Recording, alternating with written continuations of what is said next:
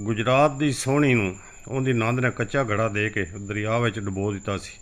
ਪਰ ਅੱਜ ਕੱਲ੍ਹ ਇਨਸਾਨੀ ਸਮਗਲਰ ਲੱਖਾਂ ਰੁਪਏ ਲੈ ਕੇ ਇਹਨਾਂ ਜਵਾਨਾਂ ਨੂੰ ਕੱਚੇ ਘੜੇ ਦੇ ਕੇ ਸਮੁੰਦਰਾਂ ਦੇ ਹਵਾਲੇ ਕਰ ਰਹੇ ਨੇ। ਮੈਨੂੰ ਪਾਰ ਲੰਘਾ ਦੇਵੇ ਕੜਿਆ ਮੈਨੂੰ ਤਾਂ ਤੇਰੀਆਂ ਕਰਦੀ ਤੂੰ ਰਾਤ ਹਨੇਰੀ ਨੀ ਇੱਥੇ ਕੋਈ ਨਹੀਂ ਤੇਰਾ ਦਰਦੀ ਮੈਨੂੰ ਪਾਰ ਲੰਘਾ ਦੇਵੇ ਕੜਿਆ ਮੈਨੂੰ ਤਾਂ ਤੇਰੀਆਂ ਕਰਦੀ। ਸਭ ਨੂੰ ਪਤਾ ਹੈ ਕੱਚਿਆਂ ਦਾ ਹੁੰਦਾ ਕੱਚਾ ਅੰਜਾਮ ਨਹੀਂ। ਫਿਰ ਵੀ ਸੁਨਹਿਰੇ ਮੁਸਤਕਬਲ ਦੇ ਖਾਬ ਪੂਰੇ ਕਰਨ ਲਈ ਲੋਕ ਗੈਰ ਕਾਨੂੰਨੀ ਤੌਰ ਤੇ ਯੂਰਪ ਜਾਣ ਦੀ ਕੋਸ਼ਿਸ਼ ਕਰਦੇ ਨੇ। ਕੋਈ ਬਾਪ ਜਾਂ ਬੇਟਾ ਨਹੀਂ ਚਾਹੁੰਦਾ ਕਿ ਆਪਣੇ ਘਰ ਵਾਲਿਆਂ ਤੋਂ ਦੂਰ ਹੋਵੇ। ਪਰਦੇਸ ਵਿੱਚ ਜਿੰਨੀ ਤਨਖਾਹ ਮਿਲਦੀ ਹੈ ਉਹਦਾ ਅੱਧ ਵੀ ਆਪਣੇ ਦੇਸ਼ ਵਿੱਚ ਮਿਲ ਜਾਵੇ ਤਾਂ ਕੋਈ ਪਰਦੇਸ ਨਾ ਜਾਵੇ। ਪਰਦੇਸੀਆਂ ਦੇ ਘਰ ਵਾਲਿਆਂ ਦੀ ਹਿੰਮਤ ਹੈ ਕਿ ਉਹ ਆਪਣੇ ਪਿਆਰਿਆਂ ਤੋਂ ਦੂਰ ਉਹਨਾਂ ਦੀ ਯਾਦ ਵਿੱਚ ਵਕਤ ਗੁਜ਼ਾਰ ਰਹਿਣ।